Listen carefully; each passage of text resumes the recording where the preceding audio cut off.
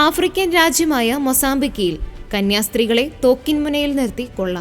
മേഴ്സിഡേറിയൻ Sisters of the Blessed Sacrament എന്ന സന്യാസിനി സമൂഹം നടത്തുന്ന 30ഓളം സാധുക്കളായ പെൺകുട്ടികളെ പരിപാലിക്കുന്ന കേന്ദ്രത്തിലാണ് ആക്രമണം നടന്നത്.